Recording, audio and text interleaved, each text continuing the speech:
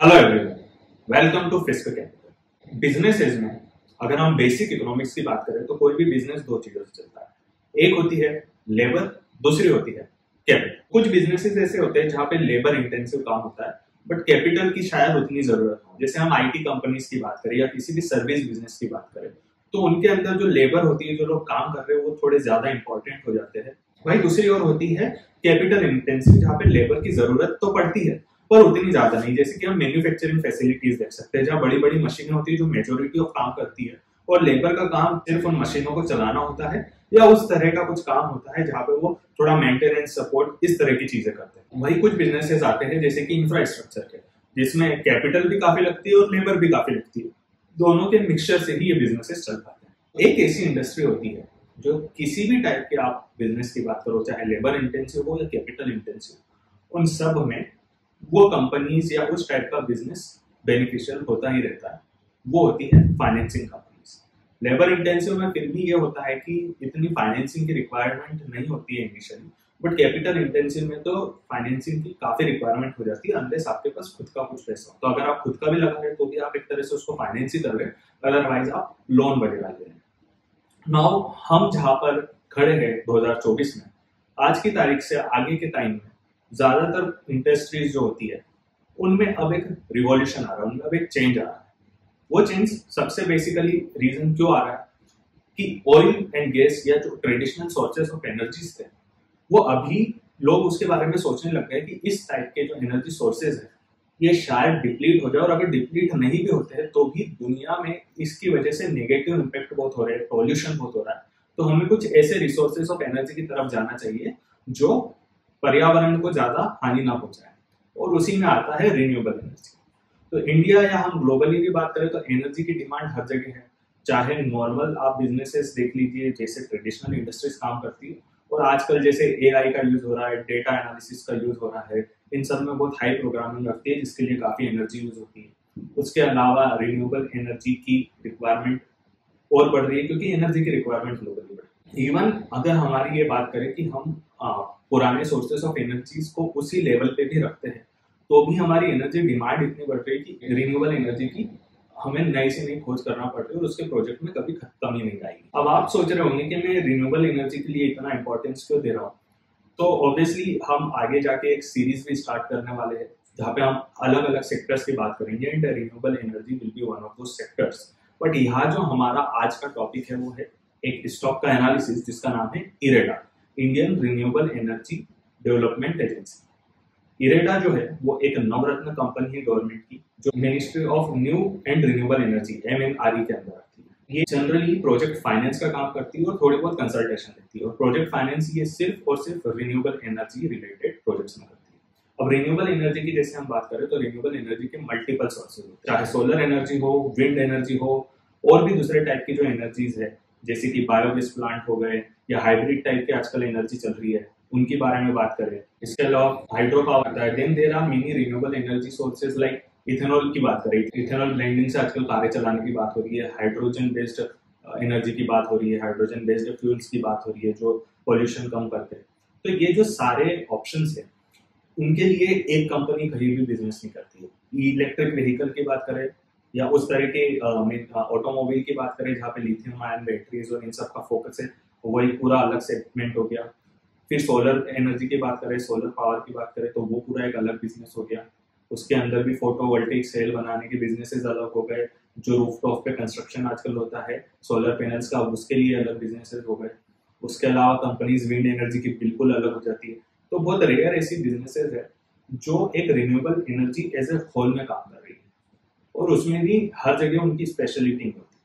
But इस पूरे spectrum को अगर हमें किसी एक सिंगल कंपनी से कवर करना है कि हमें इसमें पूरा एक वेल डाइवर्सिफाइड पोर्टफोलियो मिल जाए रिन्यूएबल एनर्जी प्रोजेक्ट्स का और हमें उससे बेनिफिट हो, तो IREDA is one of those stocks जहाँ पे हमें एक वेल डाइवर्सिफाइड पोर्टफोलियो मिल जाता है। क्योंकि इरेडा हर तरह के रिन्यूएबल एनर्जी को न सिर्फ प्रोजेक्ट फाइनेंस करती है, बट बिकॉज ये इस तरह की मिनिस्ट्री में आती है और इसके अंदर सारे उसी फील्ड के एक्सपर्ट लोग बैठे हैं, तो चांसेस कि हम सही प्रोजेक्ट पे ही फाइनेंसिंग होगी वो बढ़ जाती है। क्योंकि इरेडा को उस चीज की एक्सपर्टीज है, तो उन्हें पता है कि कहाँ पे इसकी फाइनेंसिंग करनी चाहिए, कहाँ पे कंपनी का जो आइडिया है वो उतना वर्क नहीं करेगा। प्लस ये हेल्प भी कर सकते हैं उस प्रोजेक्ट को सही में गो थ्रू होने में और सक्सेसफुल होने में। तो ये इरेडा की एक यूनिक पोजीशन इसको देता है, क्योंकि एक स्पेशलाइज्ड इंफ्रास्ट्रक्चर फाइनेंस तरह की कंपनी। तो ये तो बात हुई कि इरेडा करता क्या क्या है। ऑब्वियसली अगर ये फाइनेंसिंग दे रहा है, सिर्फ लोन दे रहा है, तो दो चार रिस्क इसमें होती है जो नॉर्मल किसी भी फाइनेंसिंग कंपनी में होती है। सबसे बड़ी तो होती है कि एनपीएस, नॉन परफॉर्मिंग एसेट, की आपने लोन दिया और दूसरा फिर आप उस लोन को वापस रिकवर नहीं कर पा रहे, तो वो रिस्क सबके साथ होती है। एंड गवर्नमेंट कंपनी में करप्शन अगर होगा तो ऑब्वियसली चांसेस है कि काफी गलत लोन भी दिए जाए। बट आरबीआई की सख्ती काफी हुई है पिछले कुछ सालों में, और जिस तरह से एनपीएस बढ़ा और उससे काफी भारत में एक माहौल बना था करप्शन के खिलाफ, तो उससे अब कहीं कहीं ना कहीं ये भी देखने में आ रहा है कि जो भी एनबीएफसी बैंक से वो इस तरह के गलत कॉल्स कम लेने लगी है। तो चांसेस ज्यादा है कि इरेडा अपनी स्पेशलिटी का यूज ज्यादा करे और करप्शन इसमें कम हो और उन्हें एक अच्छे प्रोजेक्ट्स काफी से काफी मिले फाइनेंसिंग के। जहां तक बात है कि आप फाइनेंस किसी को कर रहे हैं एज एन एनबीएफसी, तो आप डिपॉजिट या कासा रेशियो पे डिपेंड नहीं रह पाते। आपको यहाँ पे एक तरह से बोरोइंग करनी पड़ती है, लोगों से उधार लेके फिर इस तरह के प्रोजेक्ट पे एक हाई इंटरेस्ट रेट पे इनको फंडिंग देनी होती है।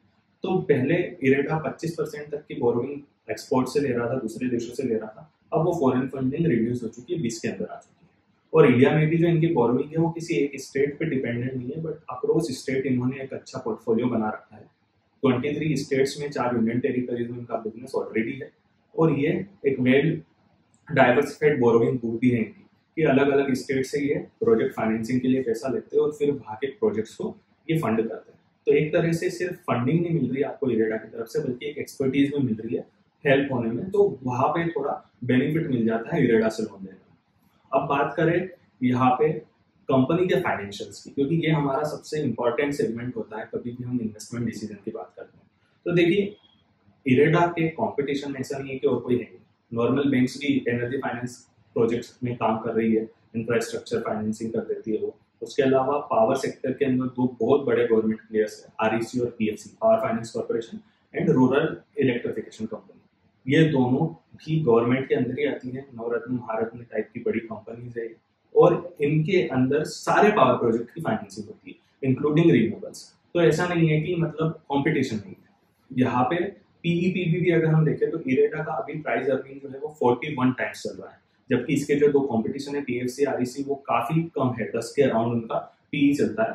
इवन जो दूसरे प्रोजेक्ट फाइनेंसिंग के कंपनीज है जैसे आईआरएफसी, उसका भी 31 अराउंड है। तो ऐसे में इरेडा अपने वैल्यूएशन में तो काफी हाई ओवरली वैल्यू है। लेकिन यहाँ पे एक चीज है जो इरेडा को बेटर या यूनिक बनाती है उसके कॉम्पिटिटर्स से, कि इरेडा का जो अभी लोन बुक साइज है और बिजनेस साइज है वो छोटा है, प्लस इसकी एक एक्सपर्टीज है इस एरिया में, तो ये भी चांसेस है कि ये ज्यादा अच्छे प्रोजेक्ट्स को फाइनेंस कर पाए। सेकेंड थिंग कि इनकी जो ग्रोथ है वो ज्यादा हो सकती है। इनकी अभी समवेयर अराउंड 60,000 करोड़ की मार्केट रेट है, और प्रोजेक्ट की लोन साइज भी इनकी ज्यादा नहीं है, किसी के अराउंड इनका कुछ लोन बुक है। तो ये जल्द से जल्द मतलब 2-4 सालों में भी ये डबल अपनी बुक्स कर सकती है, और आने वाले कुछ 5-10 साल में ये 5 गुना 10 गुना भी हो सकती है अपनी साइज का। But compare to that PFC REC already इतने बढ़ चुके हैं कि उनकी साइज 2x 5x 10x होना बहुत कम है। उसी वजह से पीएफसी आरईसी से ज्यादा इसमें लोग इंटरेस्ट दिखाते हैं, और इसी वजह से इसका शेयर थोड़ा प्रीमियम प्राइस पे मिलता है as compare to those other two stocks. तो अगर आप एक ग्रोथ फोकस्ड इन्वेस्टर है तो मेरे हिसाब से इरेडा एक ऐसा शेयर है जिसको आपको फोकस करना चाहिए। अगर आप एक वैल्यू फोकस्ड इन्वेस्टर है तो पीएफसी आरईसी मेरे हिसाब से आपको बेटर ऑप्शन लगेंगे। इन दोनों में से किसी एक ऑप्शन पे जाना है, उन्हें बाय करना है या आपको कुछ भी बाय नहीं करना है, ये पूरा का पूरा आपका डिसीजन होता है। हम यहाँ पे सिर्फ आपको एनालिसिस करके बताते हैं कि ये शेयर आपको क्या क्या तरह की रिस्क देता है और क्या क्या इसके अंदर रिटर्न एस्पेक्ट हो सकती है, ग्रोथ एस्पेक्ट हो सकती है। अगर आपको हमारी जो कवरेज है इस तरह के शेयर्स में कि इनको बाय करना है, सेल करना, होल्ड करना है, इस तरह के रिकमेंडेशन चाहिए, तो उसके लिए आपको फिस्क कैपिटल के सब्सक्रिप्शन प्लान्स लेने होते हैं। फिस्क कैपिटल एक सेबी रजिस्टर्ड रिसर्च एनालिस्ट और म्यूचुअल फंड डिस्ट्रीब्यूटर्स का ग्रुप है जो आपको एक प्रॉपर इन्वेस्टमेंट के अंदर हेल्प करता है अपने पोर्टफोलियो को वेल डाइवर्सिफाइड और लीस्ट रिस्क के साथ ग्रो करने में। तो अगर आपको और हमारी सुविधाएं के बारे में जानना है तो नीचे डिस्क्रिप्शन में हमारे सारे प्लेटफॉर्म्स और कॉन्टेक्ट्स दिए हुए हैं, आप हमसे रीच आउट कर सकते हैं। और अगर आपको इसी तरह का और कंटेंट चाहिए नॉलेज शेयरिंग का, तो प्लीज़ हमारे इस वीडियो को, हमारे इस चैनल को सब्सक्राइब करें और इस वीडियो को ज़्यादा से ज़्यादा लोगों तक पहुँचाएं ताकि उन्हें भी अच्छी लर्निंग मिले इस तरह के टॉपिक से। आई होप आपको हमारा ये वीडियो पसंद आया होगा। Thank you very much.